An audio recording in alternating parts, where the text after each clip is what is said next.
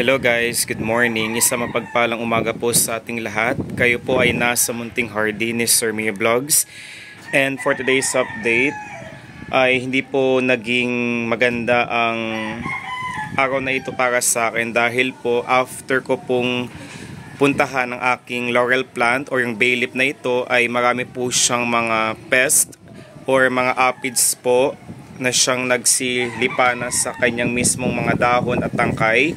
Ang ganitong halaman po is napaparami po sa pamamagitan po ng stem cutting, and this already 7 years old na bay leaf or laurel plant ko, at nakakatuwa dahil for 7 years ay tunay na naging maraming benepisyo ang dulot or hatid ng halaman na ito sa aming buhay. Considered po ang laurel plant or bay leaf na isa sa mga pinakamakapangyarihan na pampaswerte na hindi dapat mawala sa ating bahay, at ilalagay po natin siya. Pwede din po siyang ilagay sa loob ng ating bahay, sa sala, gawin po siyang lucky charm. Meron din po dapat kayo neto sa inyong business sa harapan na pintuan ng inyong negosyo para po ito pong humaltak ng napakaraming blessings sa ating buhay. At sa aming bahay, nilagay ko siya dito sa northeast portion sa Hilagang Silangan dahil yun po ang pinakamaswerteng tumbukan ng maaluwan, masagana at napakaswerteng biyaya na siyang ipagpapasalamat natin everyday. Hindi po ako natutuwa dahil marami po siyang mga kitang-kita po na napeste po ang halaman nito. Kumbaga, para po maalis ang mga peste is gagawa po tayo ng organic at natural pesticides para sa ating mga feng shui lucky house plants. Samahan niyo po ako guys. So ready na po tayo sa paggawa ng natural organic insecticide para sa ating mga halaman guys na lucky and feng shui house plant. Kakailanganin po natin ng tubig na 1 litro. Ang tubig na ito guys, yung galing sa gray po is wag po natin gagamiting direkta dahil napakayaman po nun sa chlorine content, na hindi po maganda ang chlorine content ng tubig na nasa tubig para sa ating mga halaman. Since ang tubig po sa Metro Manila is Maynilad na napakayaman sa chlorine content, might as well na we let that water sit for about 24 hours para po bumaba po ang chlorine content niya na nasa tubig. So itong tubig na to is already stayed here for about 24 hours. Then gagamit din po tayo ng suka, yung natural na suka lamang po na binibili ko sa palengke. Then itong Mighty Mom antibacterial. So kunin po natin ang ating tubig guys na ito, at maglalagay po tayo ng 4 na kutsara ng suka sa ating tubig guys. Ito. So 1, 2, 3, 4. Ayan, 4. Then yung sa ating ano po guys, ating dishwashing is 8 po na patak. So ito po siya, 1, 2, 3, 4, 5, 6, 7, 8. Saka po natin siya hahaluing mabuti. Ayan.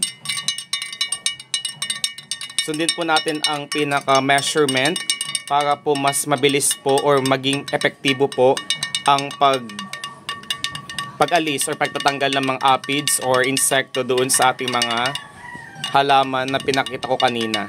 So hindi po kasi nagiging mabuti at hindi po yung nakakatulong para sa ating mga halaman dahil sinisira po nila ang ganda, ang katangian ng pagiging matingkad ng mga halaman, particularly yung kanilang mga dahon, yung tangkay at yung bulaklak. So nagiging sagabal din po yun sa paglaki ng ating mga halaman dahil kinakain po nila yung mga bahagi na siyang nagiging sanhi ng mabilisang pagkamatay ng ating house plant na iyon. Kapag namatayan po tayo ng house plant, hindi po yung nagiging maganda para sa ating halaman. So kunin na po natin ito. Ayan. Saka po natin siya ilalagay dito. Dahan-dahan po natin siya ilagay sa loob. At ready na po itong i-spray sa ating mga halaman na mayroong mga insekto na hindi maganda or present doon sa kanyang dahon. Kalimitan po ang mga aphids po is nasa ibabang bahagi ng dahon po or foliage neto. Lagay po natin dahan-dahan po natin siya ilagay. So 1 liter po ito. Ayan. Since may sobra po, pwede po natin siyang gamitin sa ibang araw.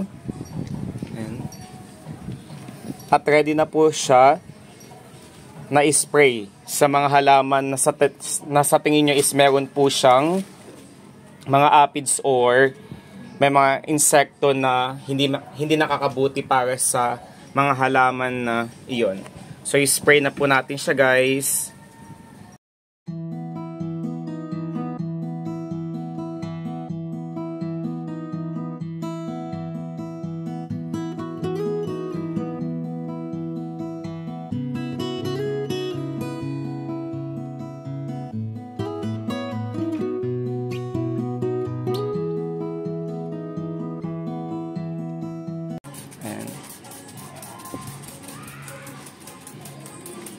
Wag na wag po tayo mag-spray sa tanghali dahil may possibility po na masunog po ang mga dahon ng ating halaman na laurel plant po. Ayan.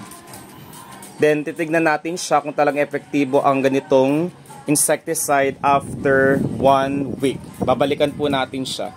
So sa ibang sa ilalim ng mga bahagi ng dahon is meron po siyang mga maliliit na kulay puti. Yun po ang mga aphids na siyang hindi magandang dulot sa ating halaman dahil kinakain nila po sinisipsip po nila ang chlorophyll content ng ating mga halaman.